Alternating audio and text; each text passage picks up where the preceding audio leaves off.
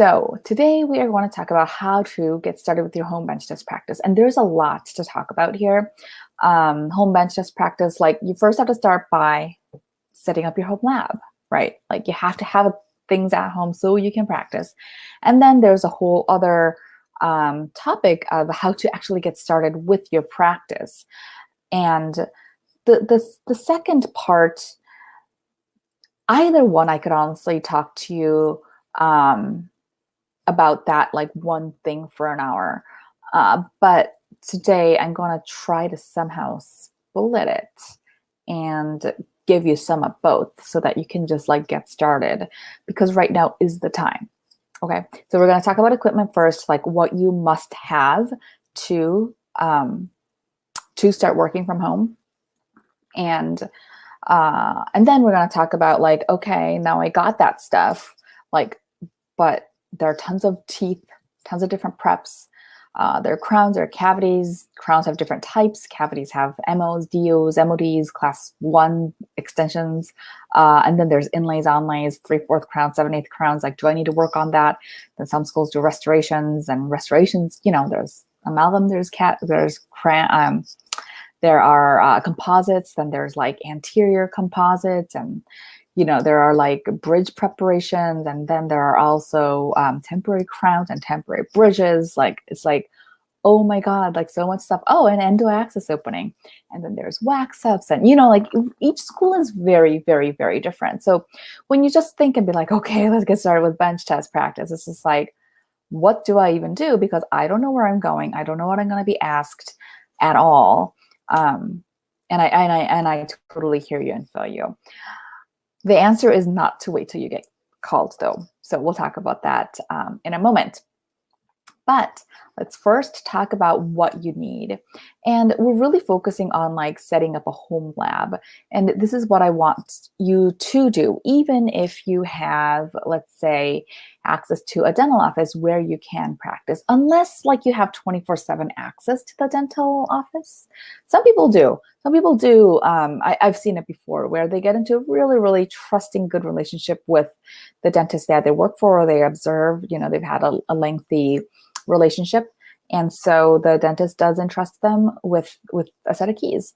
It doesn't happen a whole lot, but it does happen. And if that is the case, then you don't really need a separate home practice, even though you will need your, let's say, your burrs and your hand instruments and whatnot to get going. So yeah, just a little, but you still also want like a mounting pole and maybe an oral cavity cover and things like this.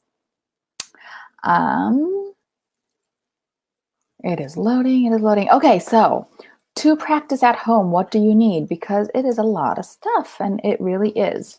So this is just to get you started with preparations, not restorations, okay? And let's start there because that's where you should be focused on first. So what do you need? An air compressor and a turbine unit. Yeah, so the air compressor, like this is what we kind of take for granted at a dental office, right? There's somewhere a compressor hidden that like sends air to power the high-speed like turbine, and our high-speed handpiece basically connects to that turbine. So when we set it up at home, we need a compressor and then a turbine and then something to connect the turbine and the compressor together. Yeah, so that's like the equipment side of things that at a dental office, like if you're practicing out of a lab or at a dental office, you won't have to worry about this part. And I'll show photos of them just to clarify things a little bit further. And you need a high-speed handpiece to do the preps. You need a Typodont and lots of extra teeth, like a lot of extra teeth. And you need a mounting pole, cheek covers, lights to illuminate the area you're working on, instruments and burrs. Yes, this is a simplified list. Let's start from this, yeah. Yes, you could include other things, but really let's start from like the core. This is like the core of what you must have to get started. An air compressor can look like the one on the left-hand side, or it comes in different shapes and forms and whatever. But if you just Google like an air compressor, that's like what you're looking for. We're not working on actual patients, so it doesn't have to be like medical grade. Okay, like, so don't work on patients with this because the air isn't clean. The air is not clean enough to do that, but it's fine for typodont work. This is the compressor that I really like to use. It says it's quiet, right? Ultra quiet. And this is always something that you want to look for in a compressor because it is still very loud. If it doesn't say it's a quiet model, it is going to be so loud. Like, trust me when I say this, it is extremely loud even when it is a quiet model. So get a quiet model. If you get like a small capacity one, you may run out of air while you're prepping, meaning you just have to take breaks in the middle and wait for the air to fill up so that you can get compressed air flowing through your handpiece again. And I think it's an unnecessary annoyance. And this is why I recommend this brand, because it is very affordable for the gallon size that you get and for it being the ultra quiet model. So just Google it. Amazon has it. You can get it delivered to your home. This is what a turbine unit looks like. It's not like the high-end stuff like you would actually use at the dental office, but it gets the job done for your bench test practice. So this is where you would like connect your, what is that? High-speed handpiece. This is your air/water, except that you're not really going to use water probably. And here's like, a water bottle does come and your foot pedal. So yeah, that is that. Or you can get a unit that looks like this, which is both in one. So I think that this little bottom piece is the compressor part, and like this is actually made for seeing patients, right? So you can get something like this. It is much more expensive than getting the two separately. And another caveat is it will really jack up your electric bill.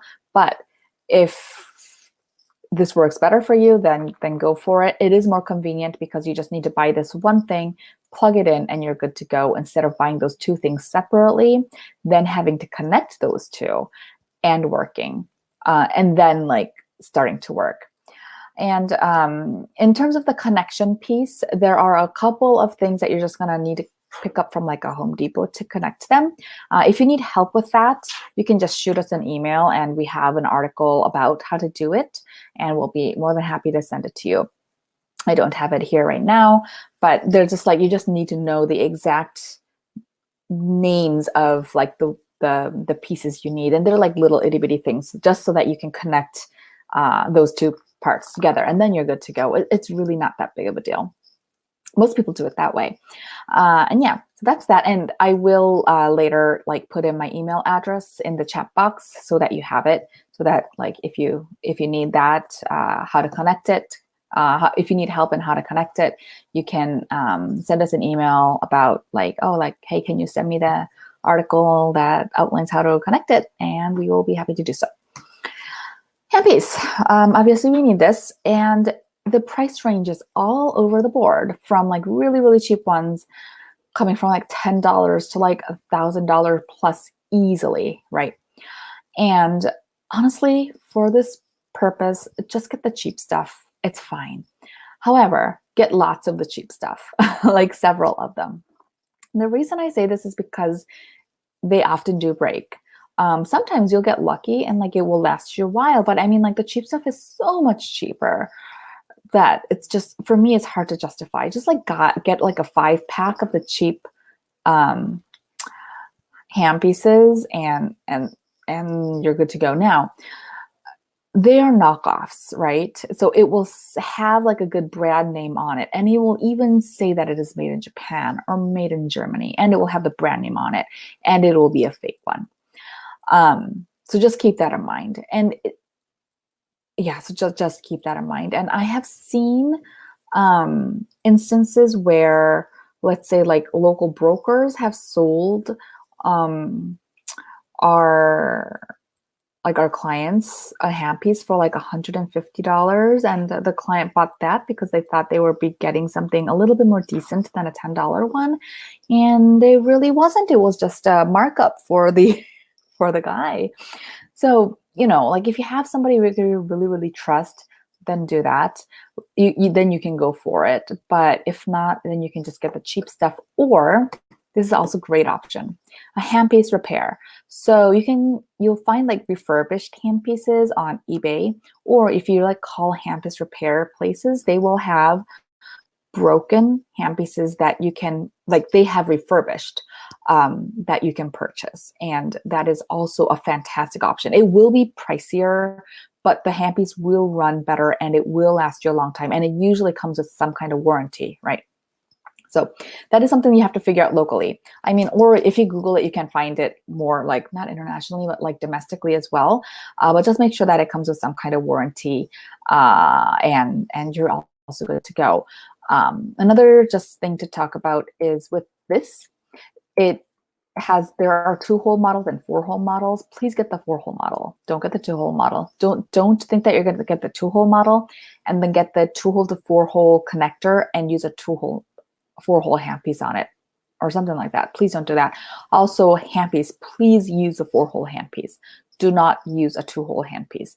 It runs a lot smoother. Your preps will be better. If you use a 2-hole handpiece before and you change it to a 4-hole handpiece, your preps will improve like automatically just because you're using a handpiece that runs smoother. Yeah, do not get handpieces that come with lights because it will not fit in those. So those are like 6 holes. Don't get that because those will not fit in that turbine unit. Okay, so that's that. I get questions a lot about electric handpieces. They're supremely expensive to get a high-speed one, and you still need a what is that, like you still need like more stuff set up at home. It's not as simple as, like, I mean, unless you want to drop thousands of dollars, a lot of models you still require some gear set up. Like, it's not as simple as just purchasing the thing and like plugging in and using it. And if you see electric handpieces are cheaper, they are not made for high-speed tooth cutting. The speed is a lot slower. Or like the endodontic handpieces, also the speed will go slower. So some schools will give you, let's say, an electric handpiece for your bench test. If you can afford to spend like $5,000 on just a handpiece, if the finances are not an issue for you, by all means go for it. And get that whole thing set up. Like, then you can do it. But most people, that's out of their budget for just the handpiece, which is why I'm not really going to focus on that outside of that. However, if you do go to a school that is going to test you on an electric handpiece, they usually give you a little bit of practice time before. The handpieces are bigger and heavier, so it's not like that great in the beginning. It takes a little bit of time to get used to. But what is good about it is that you can work on a really a slower speed.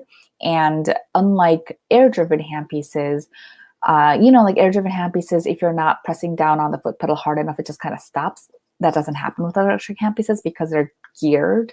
So they will keep spinning. So like you can actually cut at a much more variable range of speed and go slower, which is great for Typodont teeth, but it's just not very feasible for your home practice. Typodonts. Kilgore, Columbia, these are the two brands that are across the US used. Okay, they are going to be from about $200 to $300. Please do not buy new cheap Typodonts from eBay because they are not real. And I mean, it would have been fine if you could if they would actually, the knockoff models would just take the replacement teeth, it would be fine, but they don't take it. So like you would buy, let's say, a brand new Columbia Typodont on eBay for $50, and then you wouldn't be able to fit real Columbia teeth in it. So please do not get cheap stuff that's new from eBay because it's not an actual Columbia Typodont. It is a very big issue. You can, if you want to buy a new one, you can just buy it directly from Kilgore Columbia's website, or you can always buy used ones off of eBay. Like dental students that are done, they will usually or often sell it, and that's also like a fine option. It can be really dinged up. If you buy the soft gingiva models, you sometimes will not be able to see if there are any cracks underlying it on the hard part. right? And that is not cool because that can really misalign teeth. So that's just a word of warning, if you will. So, I mean, if you can afford to do so, obviously the new ones are the best. Like you're kind of guaranteed the quality, right? But yeah, these are your options. Mounting pole. You can just get something that looks like this. This is what most people get.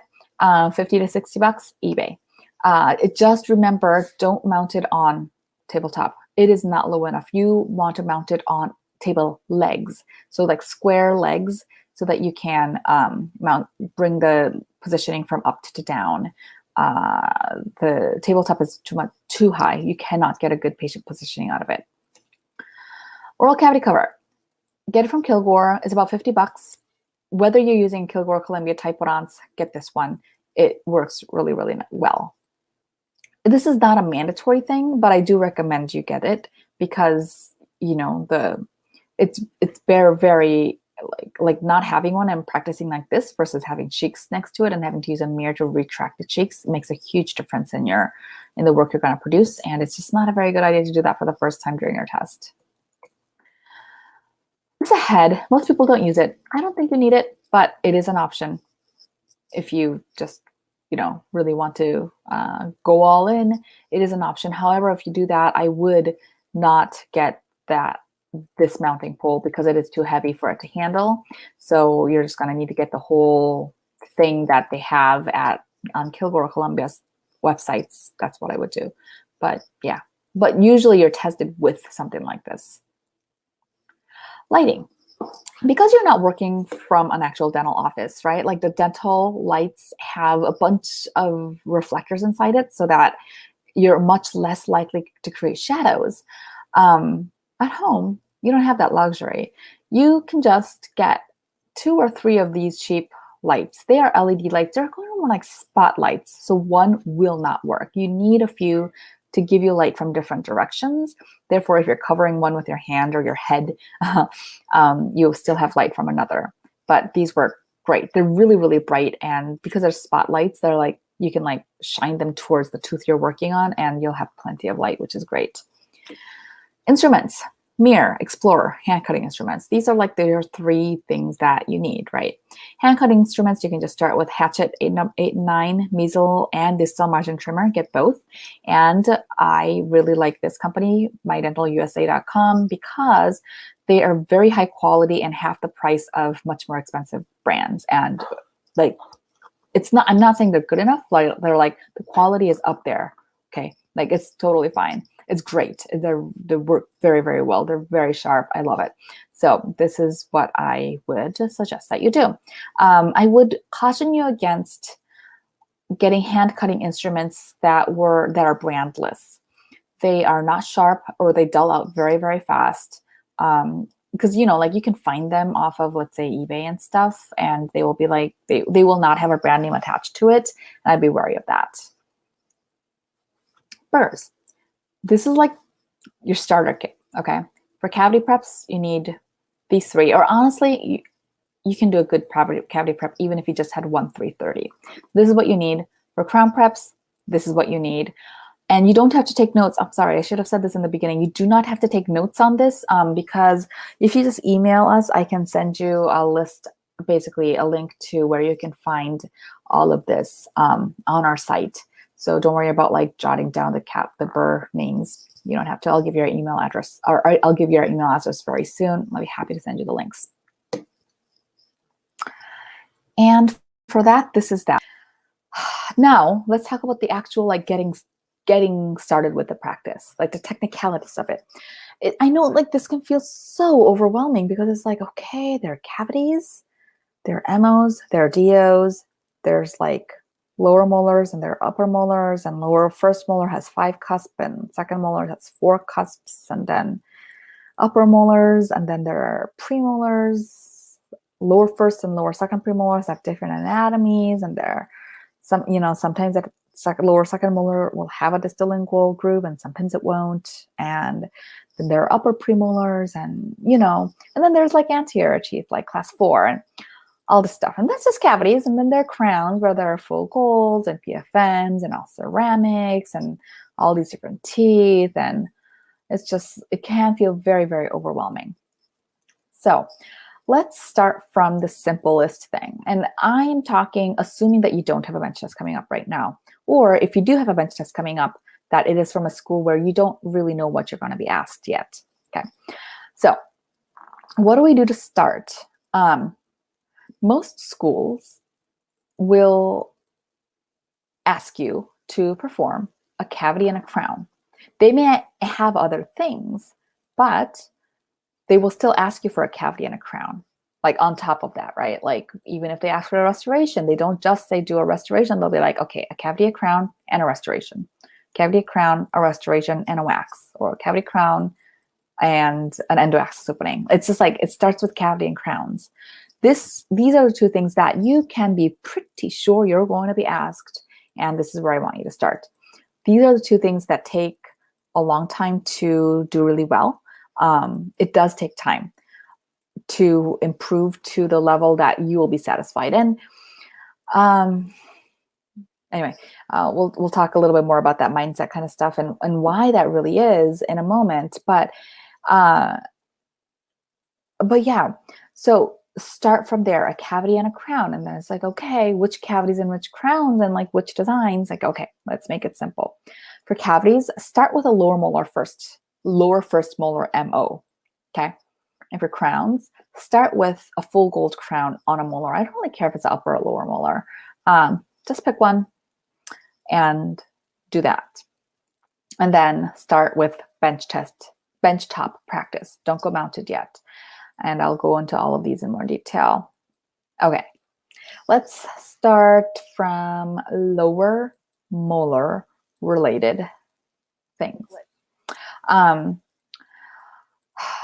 sorry, not lower molar, but like cavity preparation related things. So when we are working on a cavity preparation, it's like, you know, I already said, like it can be so many different like things, right? Like MODO is going to have an extension. Is it going to be an upper molar, upper premolar? Like, what is it?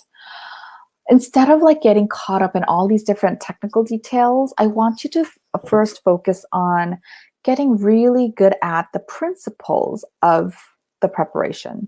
So like the principle behind the preparation. So let's just say if you can do a very good lower first molar MO preparation, then even if you had never done a upper molar cavity preparation, you will be able to produce a decent one, given that you understand the principles of the lower first molar. And you'll be able to produce a decent premolar cavity preparation as well, if you apply the same principles that you did to the lower first molar. So the principles is what you want to focus on first. And I say start from lower first molar for a couple different reasons. First, it is a very commonly asked tooth. And also it is a large tooth. The teeth cost the same. The teeth cost the same. It's like about $2 per tooth, whichever tooth it is that you're going to be working on. And if you have started your practice already, then you'll notice that it takes a split second for you to mess up the entire preparation. It is so fast. Working on a large tooth has a lot of benefits because like you have just a larger surface area to practice on. And you can say, well, so is the upper molar, but sure. The upper molar is large, but the cavity is separated into two, separated out by an oblique ridge. And there are lots of different things that go into that you have to think about because of the oblique ridge. And in the beginning, I just wanted you to focus on your skills. Like how good can you make a cavity preparation? And let me just show you a photo.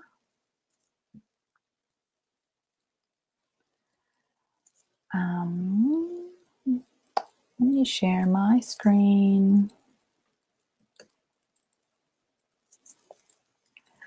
So in the beginning, your prep can look, oops, sorry, wrong button. Your prep can look something like what you see here, like this. It's really big, right? And you want to go from something like this, or it may even be messier, and that's okay. But you may go from something like this to something like this is where you want to end up. The cavity is small, it's tight, nothing is over-reduced, but everything that needs to be reduced has been reduced. So going from here to here is a journey. The person that did the prep on the left-hand side did not do this because they didn't want to do the prep on the right-hand side. They did that because they were unable to do the prep on the right-hand side, right? And it's not because you don't have the knowledge. We all have the knowledge. It is so easy to list out the criteria for what a preparation should be, like a millimeter in isthmus, 1.5 in depth, and like we can, like, contact need to be broken, then things need to be flowy, and like all that stuff is so easy to list out. We are all experts at either writing it out or choosing from a multiple choice question. Thing is, it doesn't work when we actually try, and that's pretty much like a consensus for everybody starting out. And I know, y'all are dentists already. However, you never went through practice like this, most likely. I'm yet to come across somebody that said, oh yeah, I was trained really rigorously on every aspect of a cavity preparation. In my school, they made sure that all the ideal preparation criteria were hit before we could move on. I'm yet to meet somebody that said that, and I've been working with people since 2013. It's 2021. So I'm going to just assume that that is the case for you as well. You weren't trained this way. So this is new. It is very different from doing a clinically acceptable preparation.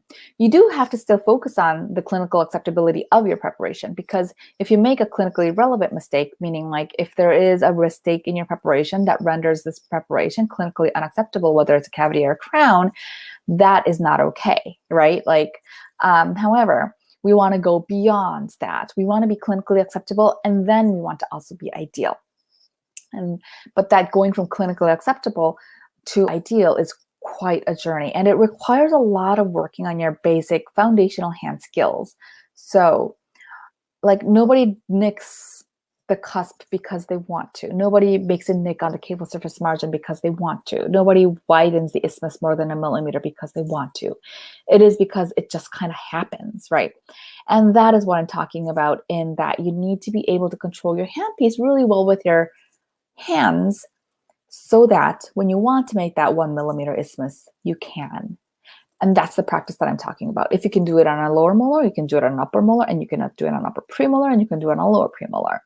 And if you can make things that small and that smooth and that tidy, you can do a class 4 easy, right? But your biggest hurdle to getting there is to steady your hands and to develop that connection between your brain and your hands, so that you can actually do with your hands what it is that you want, your brain is telling you that it should do.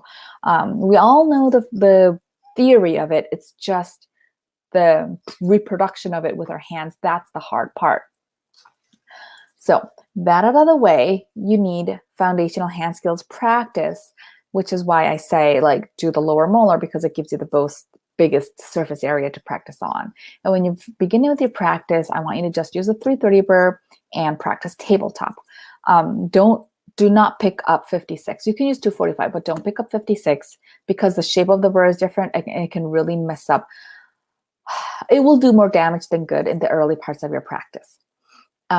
When you are more advanced in your practice, that's a good time to pick up 56. And 56 is a fantastic burr if you use it well. If you don't use it well, it will ruin your prep. Okay, so don't do it. So, and try, whether it's cavity or crown, please practice bench top first.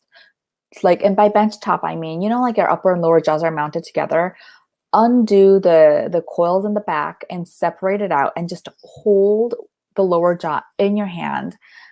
It doesn't have to be like in contact with your tabletop. Like, it doesn't matter. Just hold it and do your preparation like this. And this is because you're learning a new skill. And learning a new skill where you are constrained by the location, how you can access it, and by your vision, is like trying to learn too many things at once. It's kind of like you're trying to jump to the top of the ladder. Maybe you'll get there. Maybe you will jump higher and higher every time, but it's not a very efficient way. It's not a good use of your time. You want to focus down your practice and have a very clear agenda. Like, this is what I'm focused on, right? Like, you want to first be able to confidently say, oh yeah, if I have a typodont right here and a tooth like right here in front of me, I know how to do a ideal cavity preparation or close to it. Um, and I mean that meaning like, I know how to move my burrs so that the outline becomes good. I know how to move my burr so that my contacts are broken well. I know what to do to make a 90-degree exit angle and not go beyond and not have unsupported enamel. I know what to do to check that my cavity is, or my box looks kind of like this and not like this side floor walls, like not divergent, not just in the box, by the way, also the part of the preparation. Like, I know how to make sure my cavity preparation still is convergent, like it has an undercut in it so that the amalgam can stay there. Like, I know how to do all these things here first, because if you can't do it here, good luck trying to do it there. The thing is, like, you'll get really frustrated if you try to do it mounted first, because again of the distance and all that, and then it's hard to know why it is not working. It won't work, but it will be like, you just won't know why. Like, you don't know what to focus your practice on to improve. So start here, and just focus on, even if you have to approach it from the throat, it doesn't matter. Just focus on doing a pretty darn good cavity right there in front of your eyes before you go mounted. Then when you go mounted, now your agenda is, all right, I knew how to do it here. Now I just need to reproduce what I was able to do here in the mouth. And it will feel like you've taken several steps back, because like it won't work as well. But now you know, like, but now that is your focus, right? Like, to steady your hands, like you've done it outside the mouth or on the bench top, but now you need to do it in the mouth. Now that is your focus. So you want to do it from there to there. And speaking of which, and like when you first go mounted, like, don't even put on the oral cavity cover, just to do it like in position, and then you add on the oral cavity cover, and you'll be like, I can't see anything again. normal phases. But if you try to do everything at once, it will take you longer to improve. It really will. Because I say this because a lot of people are like, they don't like the idea of practicing tabletop, and I understand why, right? Like, you've seen patients, you've treated in the mouth, like, why do I have to practice this tabletop first? But I tell you, it'll be a faster improvement. Okay. There are so many things that are trying to take up your brain bandwidth when you're trying to do a preparation, whether it's cavity or crown. You need to keep your burr angulation. You need to like move in the shape that you know that you need to move. You need to also make sure that like things are going smooth and you're not roughing out anything. But at the same time, you have to make sure you're not tilting your burr. And you know what I mean? Like, there's so many different things. And when you try to focus on everything, you're not actually focused on the right thing, or like you don't have a priority, if that makes sense. You really want to prioritize the skill that you're working on right now. Master that so that you don't have to think about that as much. It will just come out of you without having. That's kind of what happens, like when we, let's just say, learn how to, I don't know, fold laundry. In the beginning, when as a kid, if you learn it, just like, okay, let's fold this over, and it has to be like, you really have to think about it. But then, like, it just kind of becomes second nature, and it doesn't really take up your bandwidth very much.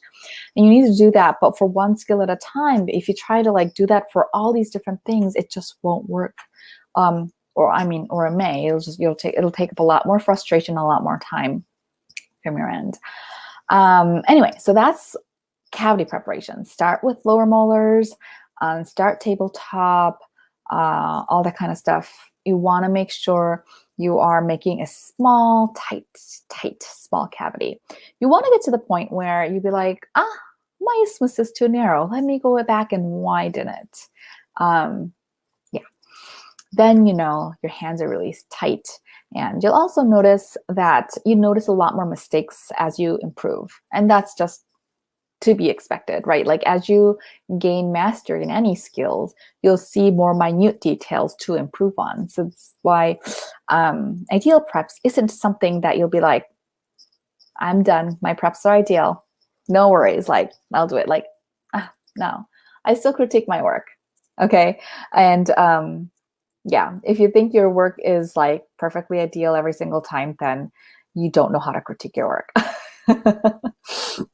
Okay. So that out of the way, let's talk about crowns. Crowns, I know people are also very, very overwhelmed by it. A lot of people have not done crowns on patients because it was just not practiced very much in their home country. And it is okay. That was me. Okay. I had not done a single crown on an actual patient before I had finished dental school. And I got into dental school with no clinical practice experience. Like when I started UCLA, I hadn't had any practice. I moved to the US right after graduating. I'd done it. I'd helped many people do it. You can do it. Don't get overwhelmed by it, but you do want to be strategic in your practice, right? So let's talk about that now. Okay. There are lots of different crowns, lots of different teeth. How the heck should you practice so that you are improving your skills in the shortest amount of time possible? Kind of put it that way, right? Start with full gold crowns. If you can't do a good full gold crown, meaning like if you can't do a good chamfer, let's just start there. Good luck trying to do a good shoulder. Just good luck. Okay. Start from a full gold crown, and full gold crowns you only do it on molars because it's a aesthetic thing. You're not going to be asked to do it on a premolar or a central incisor or incisor in like an anterior part of the tooth. This is why I say just do it on like molars. I don't really care if it's upper or lower. You can do both. That part doesn't really matter, but that's what you're really focused on. Let's do a good chamfer. And when I say let's practice on doing a good chamfer, now I'm thinking like, okay, like what information do I give? Because time is running short and I have a million different directions I can take this. Like really, I could talk to you about for an hour about just how to do crown preparations. And I mean, if a topic like this is something that you would like me to explore in the future, let me know in the chat box. When I do these live workshops, I want to make sure that I'm doing them on a topic that you'll find helpful and interesting. And so, yeah, like if you have any other topics that you would like me to cover in the future, I'll also put it in the chat box. I'll be happy to look at that. And yeah, your input is always very appreciated. Okay. What was I talking about? Crowns, full gold crowns. When you are working on a crown or a chamfer margin, I want you to always think about working on your actual walls and margins at the same time. I don't want you to try and go back and smoothen out your margins without touching the walls, because that's how you get undercuts. I do talk about a lot more in depth about the technique on how to do all of this inside the course. And unfortunately, we don't have the time to get into this kind of depth right now.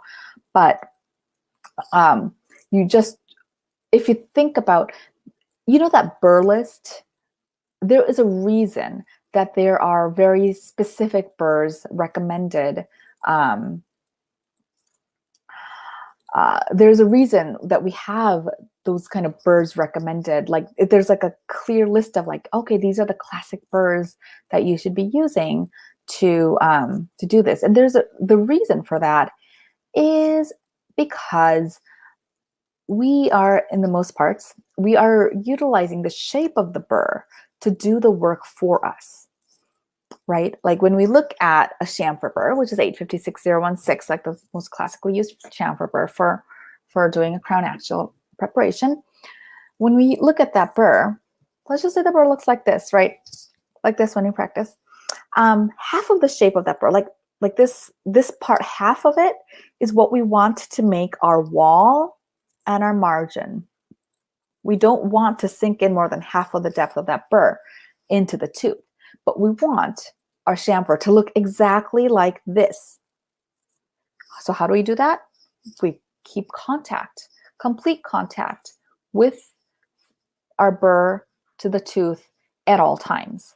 If that contact is lost because you, let's say, lift up your burr, you will have a chamfer that is not well defined. If you tilt your burr, like you did the majority of the prep like this, and then you're like, let's say this is the tooth, right?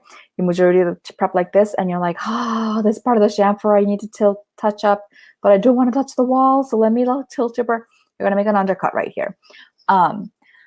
It is vitally important that you do this. Now, that being said, to be able to do this well requires you to have good hand skills, because if your hands are heavy, when you try to smoothen out a bump on your chamfer margin, but you also want to brush across the wall because you're trying not to tilt your burr in a different direction, you're going to ruin something else because you're like putting a lot of pressure.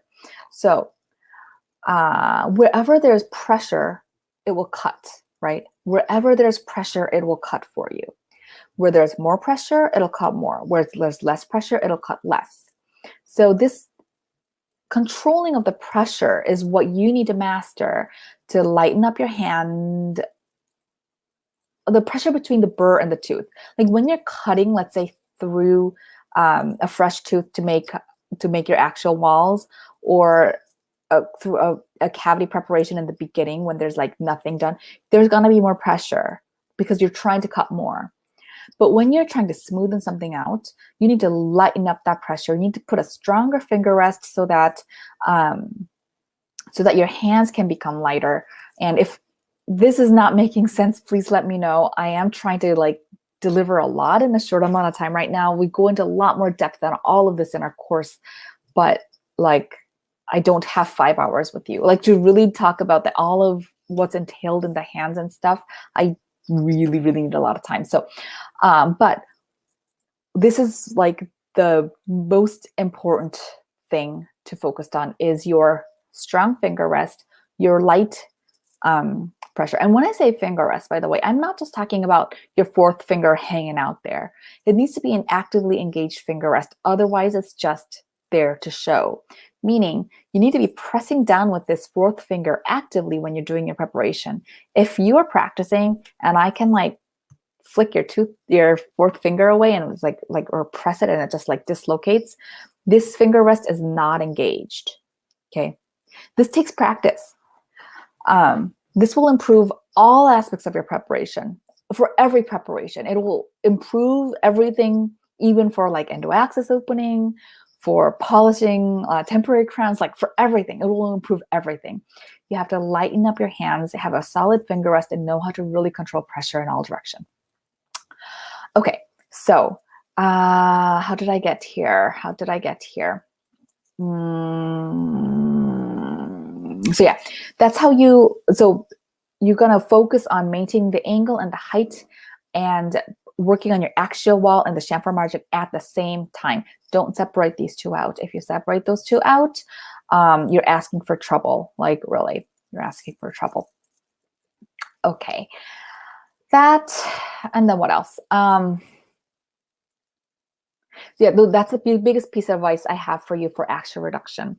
When you shift from chamfer to shoulder, in the beginning, not a whole lot changes because the burr is making the shape of the margin for you, not you.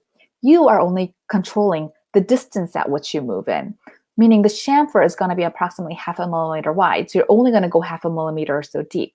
When you make a shoulder, you maintain the same motions with your burr. However, you move in deeper to make your shoulder between 1 and 1.2 millimeters. But because you're doing it with a shoulder burr instead of a chamfer burr, your margin will take on a different shape. But this is not you doing it, okay? This is very important. So if your shoulders are getting all messed up,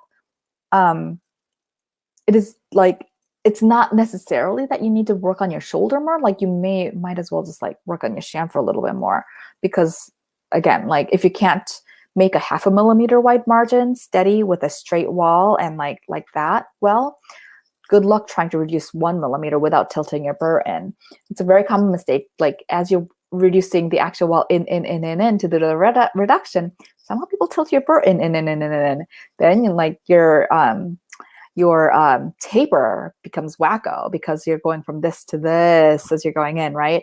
But yeah, so another thing to watch out for. Okay. And then at the end, you're going to have to flare your shoulders. That's the only difference between a shoulder and a chamfer, really, in terms of technicalities. Anything else you feel is somewhere in your hand. It's your technique. You haven't mastered your technique yet. And then another very important part, and I think this is probably the last big technical advice that I'm going to be able to give you today, is to please make enough room for material. Especially occlusal reduction is what I'm focused on right now. A super common mistake is inadequate occlusal reduction. Do not make that rookie mistake. When we are doing a crown preparation, I mean, we don't do crowns on intact teeth like we do on Typodonts, right? I mean, in real life, we don't. We do a crown because there was some kind of breakdown in tooth structure. And so it can feel really odd to reduce a completely intact tooth down to like reduce like 1.5 millimeters across the board or something like that to give like a ton of room. 1.5 millimeters reduction doesn't sound like a lot, but if you try to actually do it, it's just like, oh, this is a lot. Like, is this okay? Because what are people focused on when they're trying to do crown preparations is doing a conservative preparation, right? But what they're missing when they think about that is like, do a conservative preparation, but you have to do enough preparation. Like, you cannot be afraid to prep tooth away to the specs. And a lot of people are very, very afraid to prep tooth away to the specs. You have to give enough occlusal reduction. If you don't give deep enough depth grooves, and this is also technique sensitive, giving the depth grooves and then connecting the depth grooves properly is super technique sensitive. There are so many different directions you can go wrong, like different rabbit holes that you can go wrong in. It is like a step by step by step by step thing that I do hear a lot of people saying, I don't give depth grooves. And guess what I see in their preps all the time is inadequate occlusal reduction, because how you've lost your gauge. How do you know? If you can do a good preparation and give adequate occlusal reduction without giving depth grooves, by all means, go for it. The only reason you need depth grooves is to show you how much reduction you need to do. But unless you're certain that you're doing a good job with that, you need depth grooves. And you can give depth grooves. If you do them properly, you can give them and connect them well and preserve the occlusal anatomy. But too many applicants in the beginning are focused on preserving the anatomy, and it's not in their psyche. Adequate occlusal reduction is not in their psyche, and it needs to be the other way around. It is much better if you give adequate occlusal reduction and you kind of mess up the ups and the downs exactly where they should be, versus if you have that perfectly replicated and you've only reduced 0.5 millimeter across the board. And don't think this is like, oh, I would never do 0.5 millimeter occlusal reduction. I see it very often, very, very often. In fact, I recorded 5 evaluations for our members today. And one of them, I saw approximately 0.5 millimeter reduction across the board. That was one feedback out of the 5 that are recorded today. So yes, it is very, very common because you're just focused on like, okay, let me go up, let me go down. Like, no, nothing can have the chance of being ideal if it is not clinically acceptable. And if you don't give enough room for the lab to make the crown, then absolutely it is not ideal. It doesn't matter how beautiful your occlusal reduction looks. When I, as an evaluator, look at that, what that means is like, this person has no idea how to do a crown preparation. They don't know what's important, right? Because even if the occlusal surface is flat, like you can still do a decent crown on that tooth. It's fine. Like often that happens because it was endodontically treated. The tooth was washed down. You had to do a buildup because there was almost nothing left. We can do fabulous crowns that last them a long time. But if you don't do enough occlusal reduction, you may not be able to do a crown yet. Like you'll have to basically call back the patient to do it again. Or if you somehow get it on there, you may either perforate it while you do adjust the occlusion, or, I mean, that's better because at least you see it fail in front of your eyes and you'll redo it. Or the crown will fail. If it's a PFM, porcelain chips off. This is very, very common. The biggest reason for PFM failures is inadequate occlusal reduction. Okay, if there's adequate occlusal reduction, PFMs are very, very reliable. And what we sometimes see in full gold crowns, even though it's not really done very often in practice these days, is like the patient will grind a hole into the crown. And you'll just see the tooth shining through. What happened there? The crown was too thin, and the lab just kind of forced made it on there or whatever, and it failed. And the fault of the failure was honestly on the dentist. So you do not want to produce a crown like that on your bench test day. I would much, much rather you have it not, the occlusal anatomy not be perfect, because that is like still okay. We can still work with that. But if you don't adjust the occlusion, I mean, if you don't reduce enough occlusally, we can't work with that. Make sense? So anyway, same as cavities. Yeah, same as cavities. You want to do the crown tabletop first. You want to do work on molars and work on full gold crowns. And once you mastered full gold crowns, then work on the same teeth, but do a PFM. Now you're working on a familiar tooth and you're working on your shoulder margins. And after you do that, then you can move on to premolar crowns. PFM, all ceramic. I mean, the only difference is like what kind of margin where. Principles of the crowns all carry across. And principles, I hope you master when you do the first full gold. Yeah. And anteriors, leave to a little bit later. And definitely do not start your practice with anterior crowns. It is really hard to start with anterior crowns if you don't know how to first do a decent molar crown first. It's just a lot more room for mistakes and a lot more directions things can go wrong. And believe me when I say I've seen it so many times. I really have seen it so many times. So unless you're going to a school that you know you're going to be tested in an upper anterior tooth for a crown and not a molar crown, and you only have a little bit of time left, that is the only time I'm like, okay, let's do it that way then. But why didn't you start practicing earlier is my question at that point. Okay, so that is what I want you to focus on. And then let's just say that you got a call from a school that you know has something else in it. Then that's like a fantastic time to start practicing for restorations. I mean, some people do, let's say, do restorations and like they will go above and beyond and do like endo access opening and temporaries and restorations before they even have a call. This is very rare, and it is okay that you don't do this, okay? As long as you got your cavity and crown skills up to the point where when you get a call, you're not gonna panic about it. I don't want you to worry about the things that you know you're gonna be asked, which is a cavity and a crown. And a lot of people think cavities are easy because they've done so many. Like, don't. I'm saying from somebody that has been in your shoes. Doing a cavity in a ideal matter with a 330 burr is very difficult.